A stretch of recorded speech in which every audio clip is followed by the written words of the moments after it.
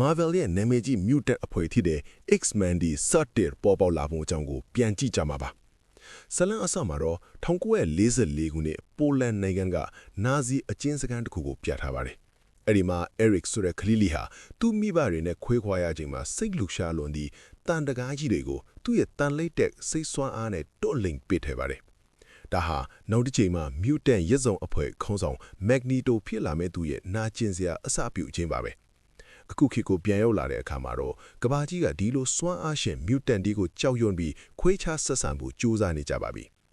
တစ်ဖက်မှာလည်းကျွန်တော်တို့ရဲ့အတိတ်ကဇက်ကောင် Logan Wolverine ဟာကနေဒါနိုင်ငံကစီးနင်းဒီကြားထဲမှာအတိမမေ့နေတဲ့လူတစ်ယောက်အနေနဲ့ရှင်းသန်းနေပါတယ်သူ့ရဲ့ခန္ဓာကိုယ်ဟာဒဏ်ရာရဟဲ့ချက်ချင်းပြန်ကျက်နိုင်တယ်လို့လက်မိုးကနေလည်းတမနီလက်သေးရီထွက်လာတတ်ပါတယ်အဲ့ဒီမှာပဲအင်ကထွက်ပြေးလာတဲ့ Rogue နဲ့ဆုံပါတယ်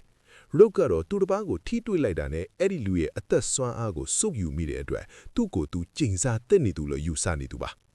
သူတို့နှစ်ယောက်ကို Magneto ရဲ့လူဖြစ်တဲ့ Sabretooth ကလမ်းမှာတိုက်ခိုက်ချိန်မှာ Professor X ရဲ့တပည့်တွေဖြစ်တဲ့ Cyclops နဲ့ Storm တို့ကကဲတင်ပြီး Mutant ကျောင်းတော်ကြီးစီခေါ်သွားခဲ့ပါတယ်ဒီကျောင်းမှာ Professor Charles Xavier က Mutant ကလေးတွေကိုသူတို့စွမ်းအားတွေထိန်းချုပ်နိုင်ကိုသင်ပေးနေပါတယ်အဲ့ဒီမှာကျွန်တော်တို့အကြိုက်ဆုံးစကောင်တွေကိုတွေ့ရပါမယ် Cyclops မျက်လုံးကနေလေဆာတန်းတွေပစ်နိုင်သူ Storm မိုးကြိုးနဲ့လီမုန်တိုင်းတွေကိုထိန်းချုပ်နိုင်သူ Jean Grey စိတ်တန်ကိုနဲ့ပစ္စည်းတွေကိုမနိုင်သူဒါပေမဲ့ငြိမ်းချမ်းမှုကခဏပါပဲ Magneto ဟာလူသားတွေကို mutant အဖြစ်အတင်းအကျပ်ပြောင်းလဲပြစ်မဲ့ set ကိုတီထွင်ထားပါတယ်ဒါပေမဲ့အဲ့ဒီ set ကသူ့အထက်ကိုအန်ဒီယေပေးနိုင်တဲ့အတွက် Rogue ရဲ့စွမ်းအားကိုအသုံးချပြီး set ကိုမောင်းနှင်ကို Rogue ကိုပြန်ပြီးဆွဲသွားပါတယ်X-Men အဖွဲ့ဟာ Rogue ကိုကယ်တင်ဖို့အတွက် New York မြို့က Liberty ရုပ်တုကြီးစီကိုရောက်သွားပါတယ်ဒီနေရာမှာ Magneto ရဲ့အဖွဲ့နဲ့ X-Men အဖွဲ့တို့အသေးအလဲတိုက်ခိုက်ကြပါတယ်Wolverine ကရှေ့တန်းကနေတိုက်ခိုက်ပြီး Storm ကမိုးကြိုးတွေနဲ့ကူညီပေးပါတယ်Magneto က Rogue ရဲ့စွမ်းအားကိုစုပ်ယူပြီးဆက်ကိုစတင်မောင်းနှင်လိုက်တဲ့အခါမြို့တွေကလူသားတွေအားလုံးအန်ဒီရရှိလာပါတယ်